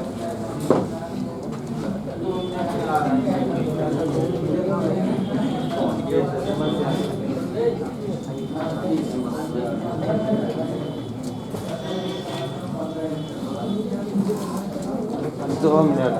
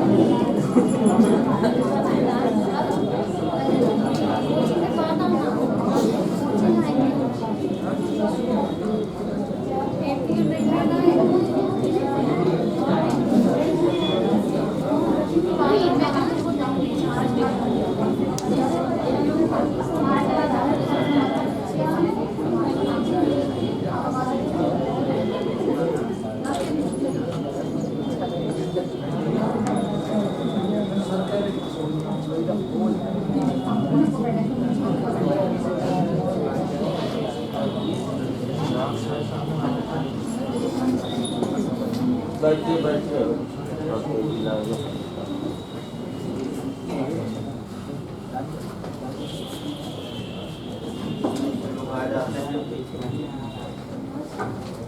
देखिए भाई आपका हेलो, ये कंसेप्ट जरूर याद रहे। और ये जो कंसेप्चुअल क्वेश्चन है आपका अन्य लोगों से यही 2-4 क्वेश्चन, ये जो स्टूडेंट्स हैं आज आप ला है, यानी कि हेराल्ड जेलास्की ने कहा था कि ये क्या है, विद का नेत्र है। और जब भी संविधान या कोई कानून आप पढ़ेंगे उसका जूरिस्प्रूडेंशियल बेस खोजेंगे कि क्या है इसका जूरिस्प्रूडेंशियल बेस, और ज़्यादातर नेचुरल जस्टिस ज़्यादा मिलेगा। तो आपका ये कॉन्सेप्ट याद रखिए। अब आइए हम शुरू करते हैं आपका दूसरी विचारधारा, यानी कि नेचुरल पढ़ा दिया गया। अब दूसरी कौन शुरू करनी है, ऐतिहासिक। और उसके बाद कौन पढ़ाया जाएगा, विश्लेषणात्मक। और इससे सुधार किया जाएगा तो आगे बताया जाएगा। पहले इतने पढ़े ऐतिहासिक विचारधारा में आपको पढ़ना क्या है, ये देखिए। हिस्टोरिकल स्कूल में आपको जो बातें पढ़नी है 2-4 मिनट पहले उस पर गौर करिए। ऐतिहासिक विचारधारा में एक तो फादर के बारे में, यानी कि इसके उत्पत्तिकर्ता के बारे में पढ़ना है, यानी कि सैवनी। यानी कि मुख्य रूप से इसकी उत्पत्ति का श्रेय सैवनी को जाता है, लेकिन सैवनी से पहले भी कुछ विद्वान हुए जिन्होंने प्राकृतिक विचारधारा, जिन्होंने ऐतिहासिक विचारधारा के बारे में कुछ बातें कही। शुरुआती दौर में आपका कुछ बातें जरूर कही, लेकिन मुख्य रूप से बातों को किसने रखा, सैवनी। इसमें कोई शक नहीं है। तो कुछ उन विद्वानों का 2-2, 4-4 लाइन पढ़ना रहता है। ऐतिहासिक विचारधारा में 2 विद्वान अच्छे से पढ़ने हैं, एक आपका सैवनी और दूसरा सर हेनरी में। इस बार यूपीजे में आपका 2 क्वेश्चन आया था 2018 में। आपका विधि पाई जाती है बनाई नहीं जाती, ये किस विचारधारा, कौन सी विचारधारा समर्थन करती है कि विधि पाई जाती है बनाई नहीं जाती। तो ऐतिहासिक और सर हेनरी मेन का इस बार चरण आया था, वो बताया जाएगा। लेकिन आपका सैवनी और सर हेनरी में 2 विद्वान अच्छे से याद करना है। ये ज़्यादा बड़ा नहीं होगा, प्राकृतिक विचारधारा जैसे 50 विद्वान नहीं आएंगे, 3-4 विद्वानों में इसका क्या होगा, निपट। ये विचारधारा मुख्य रूप से आपका फैशन, कस्टम और यूजेज, यानी कि प्रचलन, प्रथा और रूढ़, यानी कि उर्फ कहा जाता है, इसी को विधि मानती है। और ये मानती है कि ये जो प्रथाएं हैं या रूढ़ियां हैं यानी कानून, एक ये याद रखना है।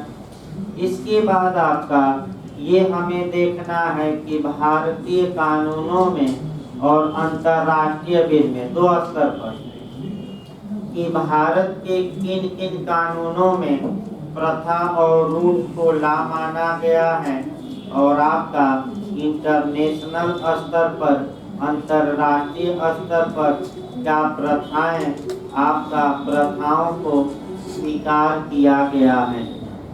तो इसमें जो आपको पढ़ना पड़ेगा, लास्ट में ये चलता है जब विद्वानों का मत समाप्त हो जाता है तो अंतर्राष्ट्रीय विधि के स्रोत और आपका सोर्सेज में जाएंगे। फिर आपका संविधान में भी जहाँ जहाँ कस्टम और यूजेज यानी कि प्रथा और रूढ़ की बात रहेगी उसको हम देखेंगे। फिर आपका हिंदू लॉ में जहाँ जहाँ प्रथा और क्या रहेगी, रूढ़ रहेगी, उसको देखेंगे। और मुस्लिम विधि में कुरान के बाद दूसरा जो है आपका सुन्ना।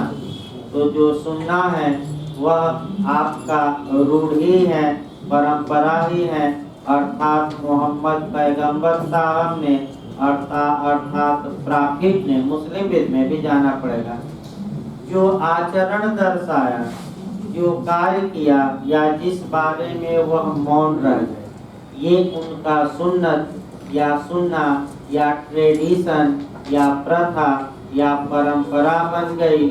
और उस परंपरा का लोग क्या करते हैं आज भी पालन।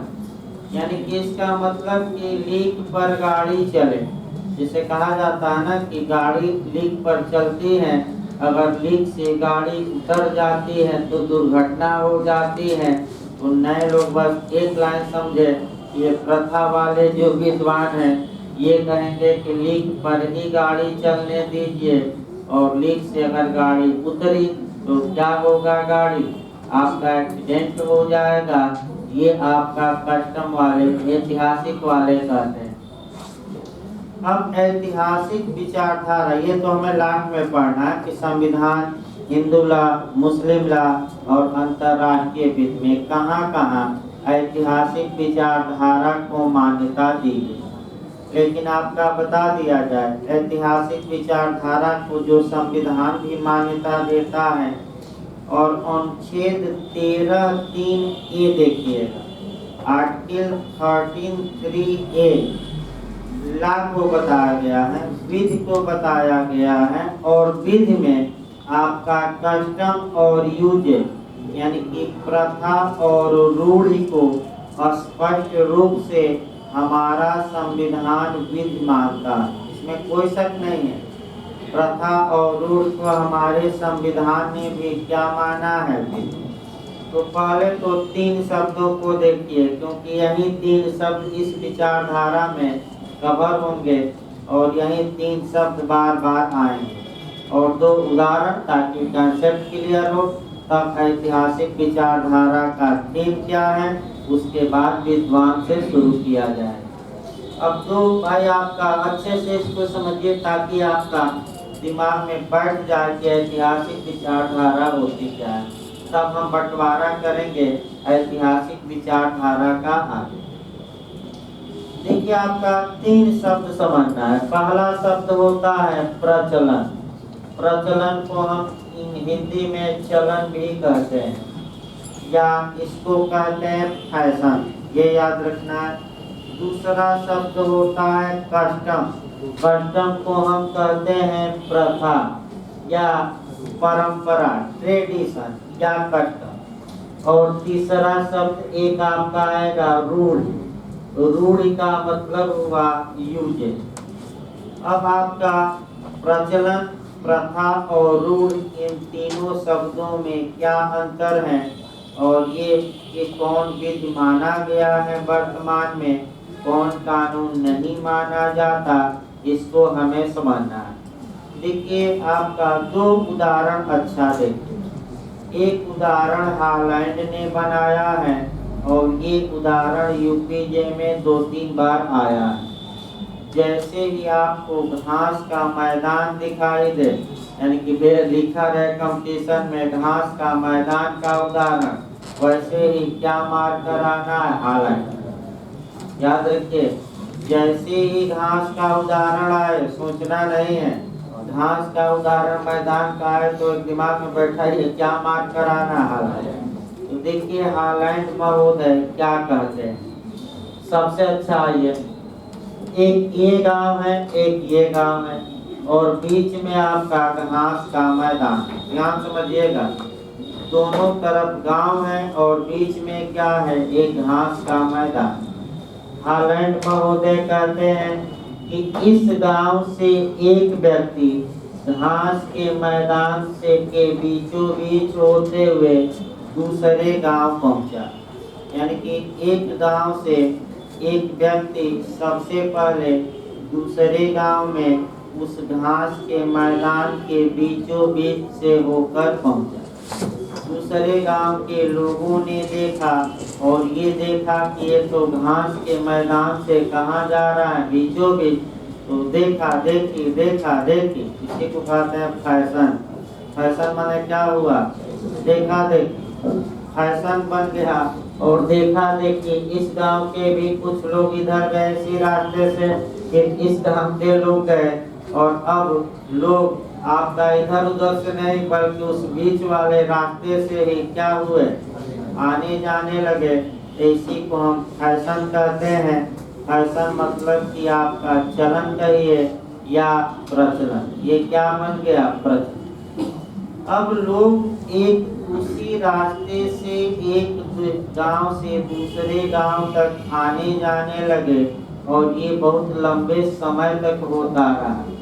उस समय तो निर्धारित नहीं है भारत में, लेकिन अगर ये फैशन लंबे समय तक क्या होता रहे, चलता रहे, तो वही फैशन कन्वर्ट हो जाएगा, और अब क्या कहलाएगा? प्रथा। तो फैशन ही किस में कन्वर्ट हो जाएगा? कस्टम में, प्रथा में, रिवाज में, परंपरा में कहिए। और ये जब इसी रास्ते से कई महीनों कई सालों तक लोग आते जाते रहे, तो अब ये क्या बन गई? प्रथा। और अगर यानी कि इसका मतलब कि पूरे दोनों तरफ घास लगी है और बीच में पूरी घास क्या हो गई, इतना लोग उस पर चल दे, ठीक है। अब तीसरा आपका यूजेज देखना है। यूजेज मतलब कि रूढ़ी। तो रूढ़ी का मतलब ये कि आपका किसी भी व्यक्ति को स्मरण ही नहीं है, यानी कि दोनों गांव के लोगों से ये पूछा जाता है इस रास्ते से इस गांव के लोग कब से आ जा रहे हैं, तो गांव का कोई आदमी बता नहीं पाता। बस ये कहता है कि हमारे पुरुष भी, यानी कि हमारे पूर्वज भी इसी रास्ते से चले थे, हम लोग भी क्या कर रहे हैं? इसी रास्ते से चल रहे हैं। किसी को पता ही नहीं है ये रास्ता कब से शुरू हुआ।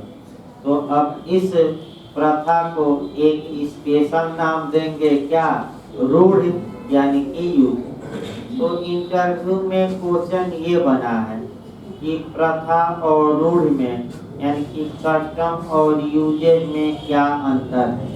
तो बस एक अंतर बताइएगा कि प्रथा स्मरणातीत नहीं होती, लेकिन रूढ़ स्मरणातीत होती है। अर्थात कोई नहीं जानता कि कब से ये यूजेज या रूढ़ आ रही। तो आप लोग बताइए, इन तीनों में कानून प्रचलन को नहीं माना गया है। कानून केवल किसको माना गया है? प्रथा और। तो बताइए, भगवान ने ये कानून रास्ते से जाने का बनाया कि संप्रभु यानी कि सम्राट ने बना दिया कि समाज ने? समाज ने। तो बस याद रखिए, ऐतिहासिक विचारधारा के तहत विधि का निर्माण कौन करता है? समाज करता है कि भगवान की संप्रभु? समाज। और अगर इन सामाजिक नियमों का पालन न किया जाए तो सेंसन कौन देगा? समाज। यानी कि अगर कोई दूसरे रास्ते से पटक कर जाता है तो देखते होंगे गांव में लोग कहते हैं कि उधर से ना जाओ, ये रास्ता है तो उधर से क्यों जा रहे हो? लीक ये बनी है, तुम्हारे पूर्वज इस रास्ते से गए हैं, तुम लीक छोड़ दोगे? गांव में कहते हैं लोग कि लीक पर चलो, यानी कि आपका उसी ढर्रे पर चलो। तो आपका एक उदाहरण बताया गया। अब इसमें आइए क्वेश्चन बनाया जाए। इसमें प्रथा और रूढ़ को ला या कानून माना गया है, फैशन को नहीं माना गया। तो अब पूछा जाता है कि सबसे नवीन कौन होता है? फैशन। उसके बाद आपका प्राचीन प्रथा, और प्रथा, और सबसे प्राचीन कौन होती है? रूढ़। तीनों में अंतर समय काल का है। तो समय काल में सबसे प्राचीन कौन है? रूढ़। और सबसे नवीन कौन है? प्रचलन। और बीच में कौन है? प्रथा। कौन स्मरणातीत होती है? किसी को पता ही नहीं होता कि कब से ये चली आ रही है। कौन? प्रथा की रूढ़। याद रखिए, स्मृत पूर्व भी कहा जाता है। भाई आपका पूछा गया बिहार में कि उर्फ का मतलब क्या हुआ, तो उर्फ का मतलब ये हुआ प्रथा या रोग। ये क्वेश्चन आ चुका है, गलत ना हो। अब उर्फ कोई और ना समझ लीजिएगा, क्योंकि उर्फ और लगाया जाता है कई जगहों पर। देखिए आगे बढ़ा जाए, एक उदाहरण और दिमाग में बैठाइए भाई, आपका एक उदाहरण और बैठाइए तब कानून शुरू किया है, क्योंकि उदाहरण दिमाग में बैठने चाहिए। आइए इस बार हम उदाहरण देखते हैं हिंदू लॉ से, वो तो अलग चला गया हालैंड का। हिंदू लॉ में आप लोग देख के मने, अगर हिंदू विवाह हो रहा है दो हिंदुओं में, और उस विवाह में 7 यानी कि सप्तपदी, इसका मतलब कि पवित्र अग्नि के समक्ष मंत्र पढ़ते हुए आपका 7 फेरे लेने की परंपरा है, ट्रेडिशन है, प्रथा है, तो उसी प्रथा को देखा है। और आप लोग देखिए, आपका सबसे पहले कोई तो व्यक्ति होगा जो पवित्र अग्नि के समक्ष, आपका पवित्र अग्नि के समक्ष कितने फेरे घुमा होगा? 7, और 7 फेरे घूमकर मैरिज क्या किया होगा? तो उस समय आप जैसे लोग रहे होंगे, बाराती गए होंगे, यानी कि नागिन और मोरनी डांस और तमाम डांस करने के लिए, तो उस समय भी बाराती होंगे, और वो बाराती गए होंगे, बारातियों ने ये बात देखी होगी, और जिस प्रकार रायता फैलता है जाकर अपने गांव में ये बताए होंगे कि वहाँ तो विवाह ऐसे हुआ, बताए होंगे। तो जो गांव के लोग होंगे, वह गांव के लोग अब उसी अनुसार अपना भी शादी करने लगे, और ये आपका जो रायता जैसे बात फैली, धीरे धीरे पूरे भारत में फैल गई। तो पूरे भारत में फैल गई तो सेवनी कहते हैं कि वो जिष्ट हो गया, यानी कि राष्ट्रीय चेतना आ गई, राष्ट्रीय भावना आ गई। राष्ट्रीय भावना का मतलब कि एक विषय के बारे में पूरे देश के लोग एक जैसा व्यवहार करें कि भिन्न भिन्न एक जैसा, तो उसी को हम क्या कहते हैं? वोकजिस्ट, यानी कि राष्ट्रीय चेतना, अंतर चेतना। और ये सिद्धांत बताया जाएगा, बस यही है राष्ट्रीय भावना। एक विषय के बारे में सभी लोग एक जैसी राय रखने लगे, एक जैसा कंडक्ट करने लगे, तो नेशनल स्पिरिट आ जाएगी, राष्ट्रीय भावना। और ये बहुत खतरनाक भी होती है। देखिए राष्ट्रीय भावना आपका एक तो बता दिया जाए, तब इस पर बैठ हुआ है। राष्ट्रीय भावना जो जागृत की जाती है बहुत खतरनाक भी होती है। आपका जैसे ट्रंप ने क्या जागृत किया, ट्रंप वास्तव में आपका अमेरिका के प्रेसिडेंट बनने लायक नहीं थे, इसमें कोई शक नहीं। वह शुद्ध रूप से एक व्यापारी है, और आज भी उनका अरबों का व्यापार, इसमें भी कोई शक नहीं है। लेकिन उसने देखिए चाल क्या चली, नेशनल स्पिरिट जगा दिया कि अमेरिका पहले अमेरिकनों के लिए, और विदेशियों को हम यहाँ से क्या करेंगे बात। तो अमेरिका के लोगों के मन में आपका उसने राष्ट्रीय भावना जगाई कि अमेरिका केवल किसके लिए? अमेरिकन के लिए। और इस आधार पर ट्रंप क्या हो गया? विजय। लेकिन ये भावना ज़्यादा दिन तक टिकती नहीं। ये मैं जैसे मोदी जी हैं, तो मोदी जी ने भारत में ये भावना जगाई 2014 के चुनाव में, कि हम पाकिस्तान को नेस्तनाबूद कर देंगे और 2 के बदले 20 सिर काट कर लाएंगे। तो क्या आज तक आ गया 20 सिर? वो अलग बात है भाई, राजनीति में नहीं पढ़ना है।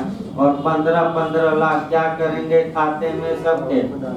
तो आ गया कि नहीं 15 लाख? तैयार रहने दिया गया ना आपके खाते? भाई नाराज ना हो भक्त, कई भक्त कहते हैं कि ये सब आया 15 लाख की लीजिए, हो ही गया छोड़ के, तो खाते में पैसा ना आया। लेकिन भाई वो तो पैसा कुछ आया है, लेकिन 15 लाख नहीं आया, तमाम पैसा आया है, वो अलग बात है, उससे मतलब नहीं है। उदाहरण बताया जा रहा है भाई, किसी की भावनाओं पर मैंने आघात नहीं किया जा रहा है। चाहे कोई भी पार्टी हो, जो अच्छाई हो, टीचर का काम है जो अच्छाई बताए तो उसकी बुराई भी करे। ये नहीं कि आपका किसी की अच्छाई करे तो उसमें जो बुराई है, कमियां हैं, वो भी क्या किया जाए, उसकी उजागर। एक पक्षीय फैसला नहीं, क्योंकि नेचुरल जस्टिस का क्या किया जाए, पालन पढ़ाते समय भी। आगे देखिए आपका यहाँ जो देखना आपका, फिर एक बार देखिए वो जिस मतलब की राष्ट्रीय भावना, यानी कि जब एक विषय के बारे में किसी देश के लोग एक जैसा क्या करने लगे व्यवहार, तो उसी को हम क्या कहते हैं, अंतः चेतना या नेशनल स्पिरिट जग गई, राष्ट्रीय भावना जग गई, नेशनल फीलिंग कि हमारा राष्ट्र हमारे लिए। इसी को आपका 70 इसी को लेकर चलेंगे। अगला देखिए, अब इस उदाहरण में जो 7 स्टेप का उदाहरण चला, यानी कि सप्तपदी का, अब इसमें पहले हमें प्रचलन देखना है, इसके बाद क्या देख लेनी है, प्रथा, और इसके बाद क्या देख लेनी है, रूप। तो जो शुरुआती दौर में ये शुरू हुआ आपका, वह फैशन था। अब वह फैशन 50 साल, 100 साल, 150, कोई समय भारत में नहीं, 200 साल तक रहा, तो वह फैशन किसमें कन्वर्ट हो गया, प्रथा। और जब इस फैशन के बारे में किसी को पता ही नहीं है कि ये फैशन कब जन्म लिया और कहाँ से आया या कब से चल रहा है, तो वही प्रथा किसमें कन्वर्ट हो जाएगी, यूजेज या रूढ़। तो सबसे शक्तिशाली कौन होती है, रूढ़, और सबसे प्राचीन कौन होती है, रूढ़। अब आप, हम भी नहीं जानते, आप भी नहीं बता सकते कि सबसे पहले कौन सा व्यक्ति था जो इस परंपरा के अनुसार मैरिज किया था, हमें भी ज्ञात नहीं है। यानी कि ये चीजें स्मरणातीत हैं, बस समाज में चल रही हैं, और एक दूसरे के देखा देखी लोग क्या करते हैं, इसका पालन, इसमें भी कोई शक नहीं है। अगर कोई व्यक्ति इन नियमों का पालन न करे तो उसके ऊपर सोशल प्रेशर रहता है, यानी कि सामाजिक दबाव रहता है कि वह समाज द्वारा बनाए गए नियमों का क्या करे, पालन। इस प्रकार आपका ये बताया गया, इसकी विशेषताएं कुछ मैंने उदाहरण एक दो बताए गए। अब आइए आपका प्रथा और रूढ़ को तमाम कानून में ऐड किया जाएगा आगे, क्योंकि आपका एविडेंस में भी ऐड करना है। एविडेंस में भी अभी आपका बिहार जे में भी बनाया था, तो हर एक कानून में लास्ट में यूज किया जाएगा। लेकिन पहले तो अब ऐतिहासिक विचारधारा की कुछ विशेषताएं हैं, उन विशेषताओं को एक एक करके पढ़ा जाता है। देखिए पहली विशेषता हिस्टोरिकल स्कूल की ये है कि विधि बनाई नहीं जाती बल्कि पाई जाती, अर्थात कानून जानबूझकर निर्मित नहीं किया जाता बल्कि ये समाज में पाया जाता है, और समाज के लोग किसी विषय के बारे में जिस प्रकार से आचरण करेंगे, व्यवहार करेंगे, रहन सहन करेंगे, वही क्या होता है, कानून। दूसरी विशेषता यह है कि कानून का या विधि का एक राष्ट्रीय आधार होता है।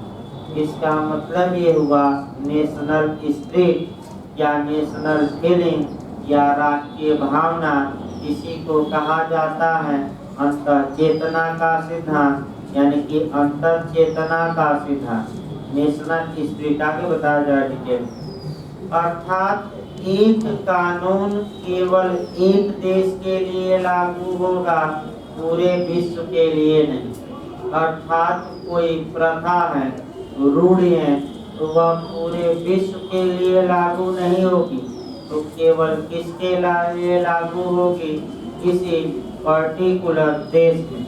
जैसे कि 7 स्टेप है, तो क्या पूरे विश्व में ऐसे शादी होते हैं कि केवल भारत में मुख्य रूप से, भारत में, नेपाल भी है, लेकिन पूरे विश्व में ये नियम लागू नहीं है। अगला जो विधि होती है, यानी कि जो प्रथा होती है, वह अधिनियमित विधि से श्रेष्ठ होती है। यानी कि जो प्रथा और रूढ़ होता है और ये जो संसद कानून बनाती है, तो हिस्टोरिकल विचारधारा वाले कहते हैं कि संसद द्वारा या संप्रभु द्वारा बनाए गए कानून की अपेक्षा ये जो प्रथा है या रूढ़ है ये उत्तम होती है। तो कौन से विद्वान, यानी कि कंसेप्चुअल क्वेश्चन, कौन विचारधारा विधायन से प्रथा को श्रेष्ठ मानती है? तो कौन सी विधान यानी कि लेजिस्लेशन से प्रथा को अच्छी मानती है? कौन सी विचारधारा? ऐतिहासिक। तो कौन सी विचारधारा? रटे रहिए, कंसेप्चुअल क्वेश्चन, ऐतिहासिक। अगला क्वेश्चन आपका ये बनता है, विधि इतिहास की उपज है। तो विधि इतिहास की उपज है, न कि तर्क बुद्धि की, अर्थात न कि कल्पना की। तो किस विचारधारा का मत है कि विधि तर्क बुद्धि या कल्पना पर निर्भर नहीं करती, बल्कि ये इतिहास की उपज है, इतिहास की संस्कृति या कल्चर की उपज है? तो कौन सी विचारधारा मानती है? ऐतिहासिक। विधि के पीछे वास्तविक जो सेंसन या शास्ति या प्रेशर या दबाव होता है, आपका ऐतिहासिक मानती है कि वह सोशल प्रेशर होता है, यानी कि सामाजिक दबाव। अर्थात प्रथा या रूढ़ का लोग पालन क्यों करते हैं? क्योंकि उनके ऊपर सामाजिक दबाव रहता है कि अगर हमने प्रथा या रूढ़ का पालन नहीं किया तो लोग क्या करेंगे? समाज के हमें दंडित करेंगे, तो कम से कम एक दंड दिलवा दिया जाए। जैसे कि इंटरकास्ट मैरिज देखा जाए, अंतर जातीय विवाह या इंटरकास्ट मैरिज, कानून मान्यता देता है और कानून इसके लिए पैसा भी देता है। अंतर जाति विवाह करिए और समाज कल्याण विभाग से क्या लीजिए? पैसा। तो 50 या 60,000 रुपया मिलता है, लेकिन उसके लिए आपका वही है करप्शन, यानी कि आपका करप्शन इतना तगड़ा है तो उसमें से 50% ही मिलेगा। यानी कि जाकर किसी बाबू से मिलिए, पूरा सर्टिफिकेट दीजिए, हम अंतरजातीय विवाह किए हैं, तो बाबू कहेगा कि 50 हमारा 50 आपका, आपको दिलवा तो दूंगा, 60 में 30 आप लीजिए और 30 क्या करेंगे? हम लेंगे। पहले 30 दीजिए और जाएगा आपके खाते में, पूरा 60 डाल लीजिए। जैसे लेले में आपका एडमिशन हो रहा है SC/ST का, OBC का, तो जो प्राइवेट लेले वाले हैं वह कह रहे हैं कि आइए फ्री में एडमिशन लीजिए, लेकिन जो जीफा आएगा वो हम क्या करेंगे? ले लेंगे। तो 10,000 फीस और 20-25-30,000 आएगा वो जीफा, यानी कि स्कॉलरशिप ले लेंगे। पूरा ये कई जगह पर ये ऑफर आएगा। SC/ST के लोगों के लिए कई विश्वविद्यालय ऑफर दिए हैं, और आपका प्रयागराज में भी 2-4 हैं जो दे रहे हैं, जाइए एडमिशन कराइए और आपका जो आएगा स्कॉलरशिप वो हम ले लेंगे। फीस आप न दीजिए, फीस उसी में हम क्या करेंगे? यानी कि इधर से कान सीधे ना कान पकड़ा कर कैसे पकड़िए? फिर एक बात समझिए इसको, इसका मतलब ये हुआ कि ये विचारधारा ये बताती है कि विधि इतिहास की उपज है, विधि बनाई नहीं जाती बल्कि क्या की जाती है? भाई भाई। और प्रेशर किसका रहता है? समाज। तो एक समाज का उदाहरण ज्यादा चलना है। मान लीजिए कोई व्यक्ति इंटरकास्ट शादी की,